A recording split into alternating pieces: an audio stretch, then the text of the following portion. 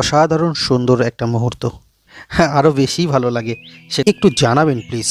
নমস্কার, আজকে আমরা এসেছি বালুরঘাট থেকে একটু দক্ষিণে নদীর পাড়ে, যেখানে কিন্তু গাঁদা ফুলের চাষটা প্রচুর পরিমাণে হচ্ছে, সেটাই দেখা যাচ্ছে। অসাধারণ সুন্দর একটা মুহূর্ত। আমরা আজকে একজন ফুল চাষির কাছে এসেছি এবং তার সঙ্গে বিশদে কথা বলবো। আচ্ছা দাদা, এই জায়গাটার নাম কি? জায়গাটার নাম চকহরি। চক হরিণা। হ্যাঁ। আচ্ছা আচ্ছা এবং ঘুরে ঘুরে দেখাবো এই ফুল বাগানগুলো। আচ্ছা, এই যে আপনি দেখছি গাঁদা ফুলের চাষ করেছেন, হ্যাঁ। অনেক রকমের কালারের, এই সম্পর্কে একটু কথা শুনবো। রাস্তার পাশে সুন্দর একটি ফুলের বাগান করেছেন। আমার নাম তরুণ সরকার। তরুণ সরকার, এই সুন্দর ফুল চাষ করতে কি কি প্রয়োজন? ছকাঠার মতন ফুল চাষ করেছেন। শুধু তো গাঁদাই দেখতে পাচ্ছি, সেটার কালার অন্য অন্য, এই হলুদ আছে, লাল আছে, আর এইটাকে কি বলে, মানে আপনাদের ভাষায় এটা কি বলে? এটাকে রক্ত দেখাবো। সত্যবাদী। সেই সম্পর্কে আমরা একটু জেনে নেওয়ার চেষ্টা করছি এবং আপনাদেরকে দেখানোর চেষ্টা করছি এই সুন্দর ফুলের চাষটি। একবার গাছ লাগালে পুরো 12 মাস থাকে? 12 মাস থাকে না, এটা 3 মাস ধরে থাকে। 3 মাস, তারপর আবার কি গাছ চেঞ্জ আবার গাছ চেঞ্জ করতে হয়, নতুন করে চারা রোপণ করতে হয়। অনেকে এই ফুলের বাগানে নিজেদের সৌন্দর্য আরও ফুটিয়ে তোলার জন্য দূর দূরান্ত থেকে এসছে। আচ্ছা, দাম কেমন পান? দাম একদম খারাপ নয়, কত করে, মানে কেজি ধরে নাকি? কেজি ধরে বিক্রি হয়। কেজি ধরে, মানে কত করে কেজি মোটামুটি?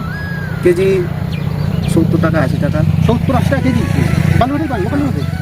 আচ্ছা, মোটামুটি প্রতিদিন কত কেজি ফুল বিক্রি করতে পারেন?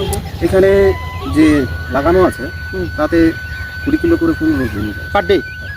তো ভালো একটা মুনাফা। দেখুন, ফুল সকলেরই ভালো লাগে, আর এই সুন্দর বাগানে ছবি তুলতে সকলের আরও বেশি ভালো লাগে, সেটাই করছেন। যদি কোনো বেকার ছেলে বা জমি আছে বাবার করতে চায়, সেক্ষেত্রে আপনার পরামর্শ কি করতে পারে? এখানে হ্যাঁ, অবশ্যই। জীবিকা অর্জন করা যাবে? অবশ্যই করতে পারে। আমরা পুরোটাই তুলে ধরার চেষ্টা করছি আপনাদের সামনে।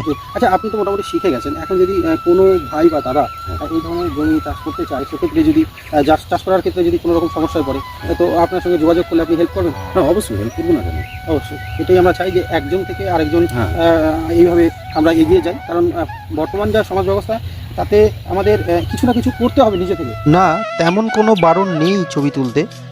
আর এটা হচ্ছে আপনার বালুরঘাট থেকে প্রেস ক্লাব থেকে ভেতর হয়ে আসতে হবে, নদীর ধার দিয়ে নদীর ধার যে দিয়ে রাস্তাটা, আসতে হবে। এই জায়গাটা এক্স্যাক্টলি বলে কি বলে এটাকে? চকহরি। চকহরি না, মানে একদম পাশেই নদী। এই যে এখানে নদী, এইখানে শুধু ফুল চাষ নয়, ফুল চাষের সঙ্গে সঙ্গে পাশাপাশি সব চাষ হয়। ভুট্টা হচ্ছে, গাজর হচ্ছে, বিট হচ্ছে, এবং সঙ্গে যে কাঁচা সবজি, সেগুলো মোটামুটি চারিদিকে সবই সবাই পাওয়া যায়। এখানে করে। এবং এই পলি মাটির জন্য এখানে কিন্তু খুব সুন্দর হয়। দক্ষিণ দিনাজপুরের এই আত্রাই নদীর পাড় দিয়ে আপনি কুমারগঞ্জ ধরবেন, কুমারগঞ্জ থেকে আপনি এদিকে বাংলাদেশ পর্যন্ত কাছাকাছি যে জায়গাগুলো আছে, প্রত্যেকটা জায়গায় কিন্তু এই জিনিসগুলো আমরা লক্ষ্য করি।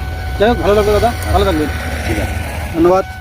আমার এই ইনফরমেশন ভিডিওগুলো আপনাদের কেমন লাগে একটু জানাবেন প্লিজ। যেমনই লাগুক, সকলকে ধন্যবাদ।